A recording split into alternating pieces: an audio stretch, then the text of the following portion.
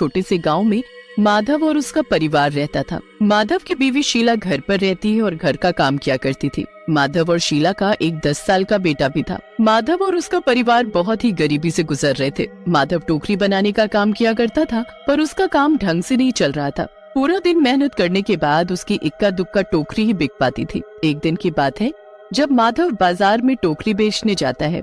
वहाँ पर कुछ और दुकानदार भी होते हैं, जिसमें एक दुकानदार माधव से बोलता है, अरे माधव, क्या हुआ? आज भी कोई टोकरी नहीं बिकी क्या? मैं तो तुझे कब से बोल रहा हूँ कि कुछ और काम धाम कर ले, पर तू है कि सुनता ही नहीं। काम तो तब करूँगा ना जब मुझे कुछ और आता होगा। हाँ, ये बात भी तो है। घर के हालात बहुत बुरे हैं भाई, कभी कभी तो भरपेट खाने को भी नहीं मिलता। एक काम क्यों नहीं करता? पास के तालाब से जाकर मछलियाँ पकड़ना क्यों नहीं शुरू कर देता है? तेरे पास टोकरी भी है, तुझे जाल भी खरीदने की जरूरत नहीं है। अगर बिकी तो सही, वरना अपना और अपने परिवार का पेट तो भर ही सकते हो। हाँ भाई, ये बात तो तुमने सही कही। मैं कल से ही मछली पकड़ने का काम शुरू करता हूँ। हाँ, पर एक बात का ध्यान रखियो कि गांव के तालाब पर मछली पकड़ने मत जाइयो, क्योंकि कोई भी मछुआरा वहाँ तुझे मछली पकड़ने नहीं देगा। गांव के बाहर निकलते ही जो तालाब है, वहीं जाकर मछली पकड़ना। बस फिर अगले दिन से माधव मछली पकड़ने के लिए जाने लगता है। माधव को देखकर राहुल भी उसके साथ जाने की जिद करने लगता है। ज्यादा जिद करने पर माधव उसे अपने साथ ले जाता है। माधव राहुल को अपने साथ मछली पकड़ने के लिए ले जाता है। वो राहुल को पहले नदी के किनारे रखे एक पत्थर के ऊपर बैठा देता है और फिर टोकरी लेकर नदी के थोड़ा अंदर जाता है। तभी उसको पानी में एक बहुत बड़ी मछली दिखाई देती है। राहुल उस मछली को देखकर जोर जोर से चिल्लाने लगता है, पापा, पापा, देखो कितनी बड़ी मछली। कहाँ है बेटा? वो देखो पापा, उस साइड। जल्दी पकड़ो उसे, वरना वो भाग जाएगी। हे भगवान, ये तो बहुत ही बड़ी मछली है। इस छोटी सी टोकरी से मैं इतनी बड़ी मछली को कैसे पकड़ूंगा? कोई बात नहीं पापा, मैं आपकी मदद करता हूँ। अरे नहीं बेटा, तुम यहाँ मत आओ। माधव राहुल को बहुत मना करता है, पर राहुल नहीं मानता और वो अपने पापा की मदद करने के लिए पानी में आ जाता है। अचानक से मछली और राहुल दोनों गायब हो जाते हैं। माधव राहुल को जोर जोर से आवाज देने लगता है, पर राहुल का कहीं भी नामो निशान नहीं होता। माधव ढूंढते ढूंढते काफी आगे चला जाता है और फिर थक कर घर वापस आ जाता है। माधव की बीवी शीला माधव को रोते हुए देखती है तो उससे पूछती है कि उसे क्या हुआ। जब माधव बताता है कि राहुल गायब है तो उसकी बीवी की भी हालत खराब हो जाती है। वो दोनों मिलकर पूरे गांव में राहुल को ढूंढते हैं, पर वो उनको कहीं नहीं मिलता। आखिरकार वो हार कर अपने घर वापस आ जाते हैं। अब कुछ दिन तक तो माधव और शीला घर में ही अकेले उदास पड़े रहते हैं, पर रोज उनको किसी न किसी के गायब होने की खबर सुनने को मिलती है। एक दिन माधव शीला से बोलता है, राहुल के बाद रोज कोई ना कोई उस नदी के पास से गायब हो रहा है। पता नहीं क्या बात है, आखिर सब गायब क्यों हो रहे हैं? हाँ, पड़ोस वाली चाची भी बता रही थी कि पास के गांव के कुछ लोग हैं जो लापता हैं। क्या कर सकते हैं, पर जो भी है, कल से मुझे फिर से वहीं उसी जगह मछली पकड़ने जाना पड़ेगा। हमें अपना पेट भी तो भरना है, और क्या पता राहुल का भी कुछ पता चल जाए। हाँ जी, ये तो आपने सही कहा। अगले दिन बस फिर माधव मछली पकड़ने निकल जाता है। उसे उस दिन किनारे पर एक भी मछली हाथ नहीं लगती, इसलिए वो थोड़ा और आगे निकल जाता है और दूसरे किनारे पर मछली पकड़ने चला जाता है। माधव इतना थक चुका होता है कि वो एक पेड़ के नीचे बैठ जाता है। फिर अचानक उसकी नजर दूर झाड़ियों में जाती है जहाँ पर राहुल के कपड़े पड़े होते हैं।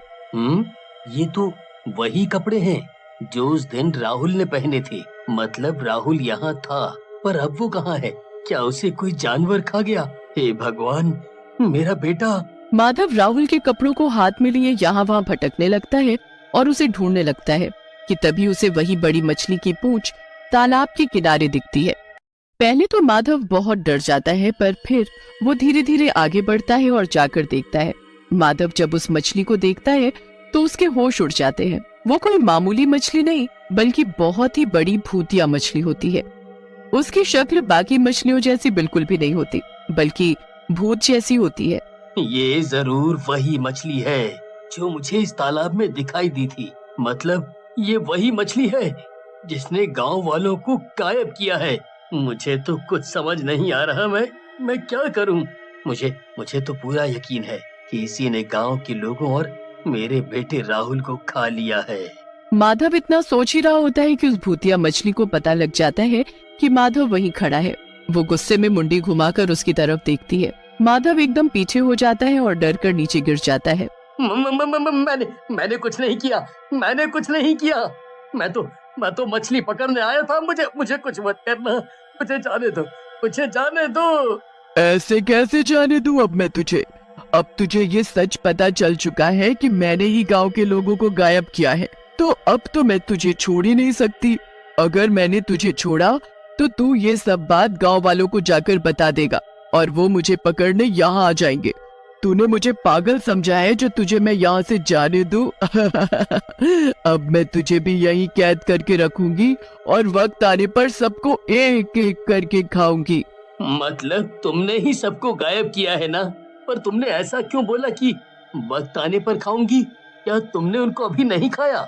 उनको तो मैंने अपने बच्चों के लिए बचा कर रखा है। मेरे बच्चे खाएंगे उन लोगों को। बच्चे?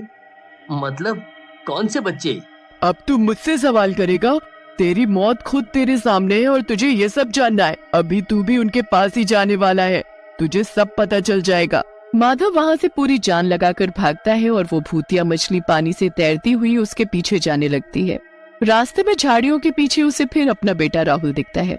राहुल को देख माधव वहीं रुक जाता है, पर राहुल उसे इशारे से रोक देता है और एक पत्थर की तरफ इशारा करने लगता है। माधव कुछ समझ ही नहीं पाता कि वो करे तो क्या करे। भूतिया मछली माधव के बिल्कुल करीब आ जाती है कि राहुल जोर से चिल्लाता है, इस पत्थर के नीचे इस मछली के अंडे हैं, आप कैसे भी करके उनको यहाँ से ले जाओ। यही है इसके बच्चे जिसकी ये बात कर रही है। माधव समझ जाता है कि अब उसे क्या करना है। वो जल्दी से अपनी टोकरी में वो अंडे भरने लगता है। छोड़ दे मेरे अंडे वरना तुझे कच्चा खा जाऊंगी। माधव जल्दी से सभी अंडे भरकर वहाँ से भागने लगता है। मछली माधव के पीछे उसे मारने के लिए तैरती हुई जाती है। राहुल मछली का ध्यान भटकाने के लिए उस पर लगातार पत्थर मार रहा होता है। एक पत्थर सीधा मछली की आंख में जा लगता है और उसकी आंख फूट जाती है। मछली दर्द से चीखने लगती है और माधव वहाँ से अंडे लेकर निकल जाता है और सभी गांव वालों को इकट्ठा कर उनको सारी बात बताता है। इतने में भूतिया मछली भी अपनी फूटी आंख लेकर अपने अंडे लेने आ जाती है। लोगों ने पहले ही मछली को पकड़ने के लिए पूरा इंतजाम किया होता है। माधव भूतिया मछली को अंडे दिखाकर अपने पास बुलाता है और वैसे ही सभी मछुआरे उस मछली को जाल में पकड़ लेते हैं। मछली जाल में फंस जाती है। छोड़ दो मुझे, जाने दो, मेरे अंडे मुझे वापस कर दो वरना मैं तुम सबको मार डालूंगी। अब तुम हमारा कुछ भी नहीं कर सकती। अब तुम्हारे अंडे भी हमारे पास हैं और तुम भी अब हमारी कैद में हो। कुछ लोग नाव लेकर जल्दी उस किनारे पहुंचो। वहाँ राहुल मेरा बेटा तुमको गायब हुए लोगों के पास ले जाएगा। सभी लोगों को सही सलामत जल्दी यहाँ ले आओ। बस फिर कुछ लोग नाव लेकर निकल जाते हैं और सभी लोगों को वापस गांव ले आते हैं। सब माधव और राहुल की बहादुरी के लिए उनका शुक्रिया करने लगते हैं। सब ठीक हो जाता है, पर अब किसी को ये समझ नहीं आ रहा होता कि उस मछली का करे तो क्या करे। एक मछुआरा जल्दी से मछली काटने वाला बड़ा सा छुरा लेकर आता है और उस मछली के पंख काट देता है। पंख काटते ही मछली सिकुड़ने लगती है और अचानक गायब हो जाती है। उसके बाद वो उसके अंडों को भी आग में जला देते हैं। पूरा गांव इस बात का जश्न मनाता है और सभी मछुआरे माधव को अपने साथ अपने गांव के तालाब में मछली पकड़ने की इजाजत दे देते हैं।